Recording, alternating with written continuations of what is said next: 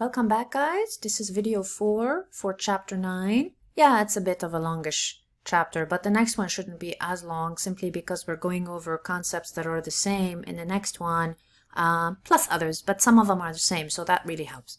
Okay, comparing price searchers and price takers when it comes to profit maximization and loss minimization. Both of them have 4 curves. The 4 curves are demand, marginal revenue, average total cost, and marginal cost. But if you look at perfect competition, you see only 3. It's actually 4. It's just that the demand curve and the marginal curve are one in the same, so they overlap. So 2 of them are the horizontal curve in red. This is the average total cost that looks like a smile, and this is the marginal cost that kind of looks like a Nike swoosh, sort of, right? So here, horizontal demand curve, like a smile ATC, kind of like a Nike swish marginal cost, and this is in a state of break even. Let's look at this one here. This is the demand curve in red, the marginal revenue curve in pink. The blue is the marginal cost. They all look like they're supposed to. So here's the scissors that we talked about versus the horizontal. And then you have the kind of like the upsloping, almost like a Nike swish kind of thing, marginal cost. Okay. Is this company here making a profit? Well, the way you would know is you would look and see where the intersection of the blue and the pink are, the marginal cost and the marginal revenue. This is the intersection. This makes quantity 2 the ideal quantity. You come up from the red, the demand curve, and you take the price. What is the price? The price is here.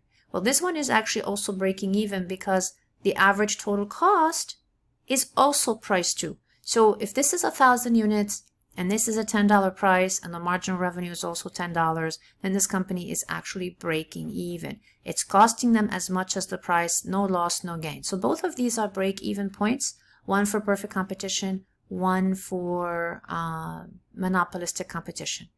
Well, by that I mean in this case it's a monopoly. There's such a thing as monopoly, and then there's monopolistic competition, but they're both price searchers, and they would both have a graph that looks like this. Now what we're going to do next is we're going to look at profit maximization. That should show us an ATC below the demand curve, and then loss minimization, and that show us an ATC above it. So let's look at maximizing profits with a horizontal marginal cost curve. Because this is in your book and it's in your booklet, and because I've already have it in there, I want to go over it with you right here. What we are doing is this is a firm that's trying to cash in and get the most profit possible. You have a marginal revenue curve. See, here are the scissors. You have the demand curve on top, the marginal revenue curve on the bottom. It's always going to be the case because marginal revenue is less than the demand curve. So when I ask you to draw these curves, this is what you're aware of, right? This is what you're trying to do or interpret them. In this case, there's an unusual horizontal marginal cost curve.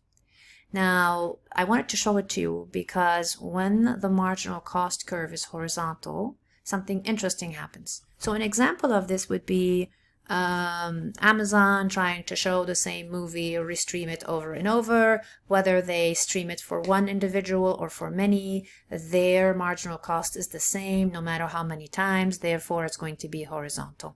So if you look at this, I said to you, you need to have 4 curves in order for you to be able to assess whether there's a profit and how much, and can it be, where it's maximized, and whether there's a loss and where it's minimized.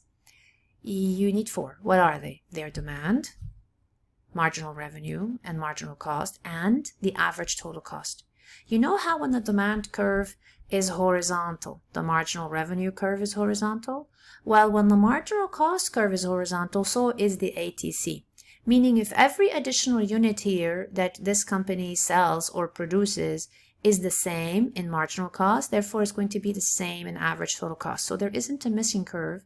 It's just that this is an unusual situation where you have 2 curves that overlap at $40, and that is the marginal cost and the average total cost. So looking at this graph, here are our numbers. We have 10,500 units that are the ideal units. How do we know that? Because where does the marginal, I may need to draw again. Where does the marginal cost curve and the marginal revenue curves intersect right here. Where does X mark the spot? Right here. That makes this quantity the ideal quantity, which is 10,500 units. Now, once we know that this is where X marks the spot, what do? We take all the other numbers from it. This is the marginal cost, which is also the ATC.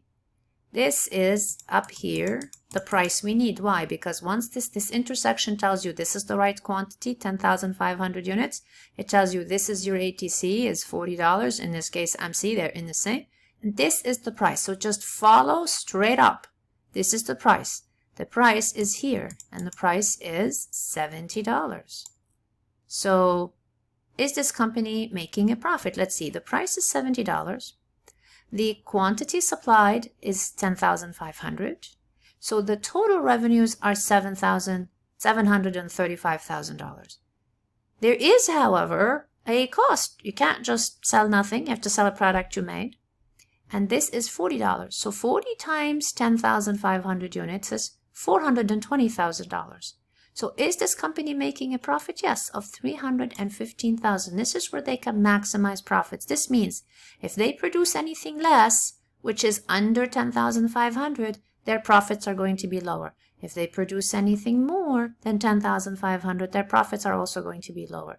Because what's going to happen is either the price is going to be lower at some point, or the marginal revenue is going to be lower at some point. Or the cost might be, well, in this case, it's not going to be higher, but it can be. So this is basically what we are looking for as far as profit maximization, but this one is a little bit unusual. Let's look at a much more typical one, and it would be this one right here. So typically, the four curves are distinctive, and they look like we said before. The scissors that are created by the marginal revenue, and it's below the demand curve. The Nike swoosh kind of thing, that's the marginal cost. And the average total cost, that's like some sort of wedge, right? Some sort of smile. It could be askew, whatever the case might be. It's a bit of a bell shape, or a reverse bell shape. Okay, so let's look at this company.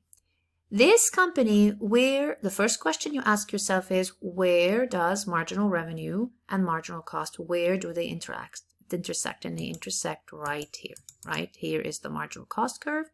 Here is the marginal revenue curve. Once you find it, go down and say, this is my ideal number of units. It's 5 in this case. Now keep going straight up. Use a ruler if you need to. This is your ATC. See where the ATC is? The ATC is right here. So the ATC looks like it is about $80. And keep going straight up until you take this point from the demand curve that tells you what the price is. This is your price right here. So what is the price? $105.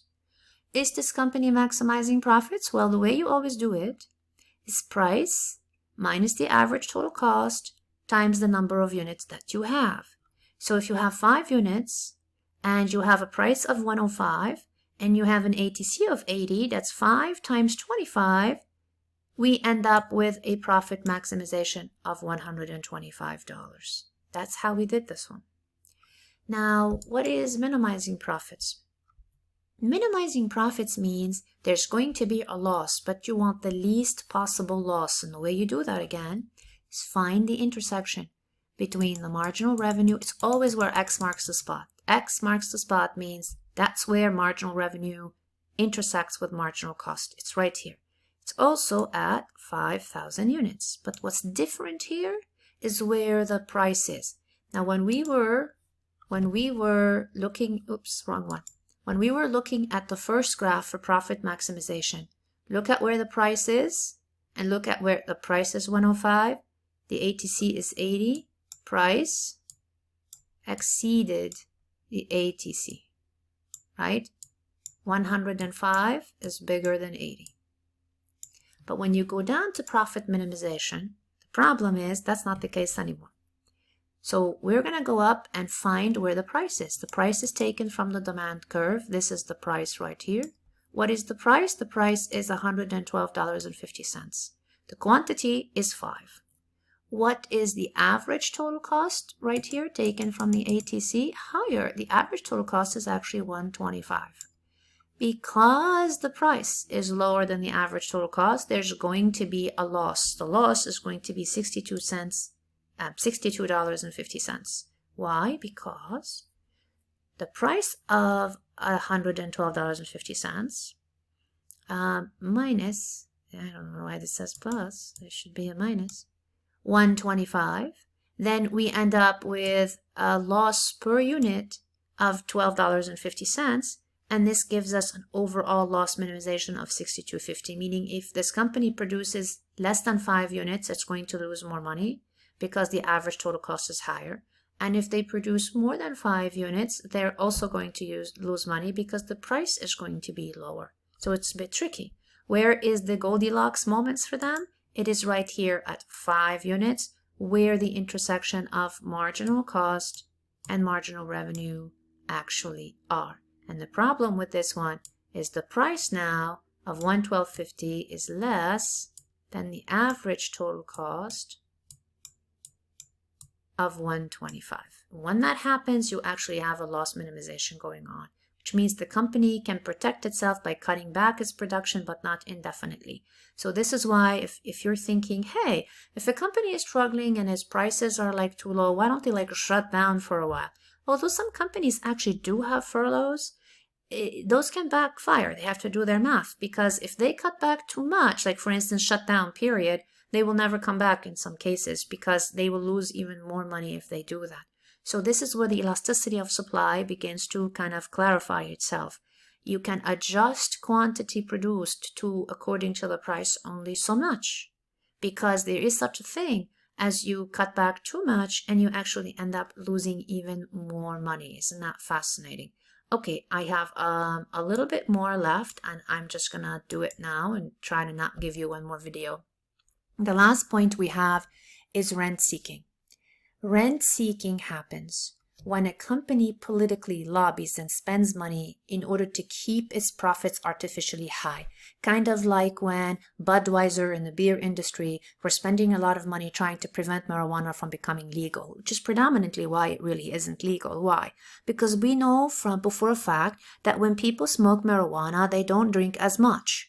So in order to get people to continue to drink more and keep the prices of alcohol higher and keep the profits of alcohol higher, companies end up spending some of that economic rent, which is above and beyond, in order to prevent somebody from competing with them.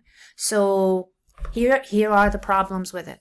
It keeps prices and profits artificially high. Think of the beer. The price of beer would come down and the profits of beer come down. They already have, actually, without the inflation as far as cost, but as far as driven by demand, that's not there as much as it used to, as more and more states are making weed legal. And when it becomes national, that's going to be an even bigger hit.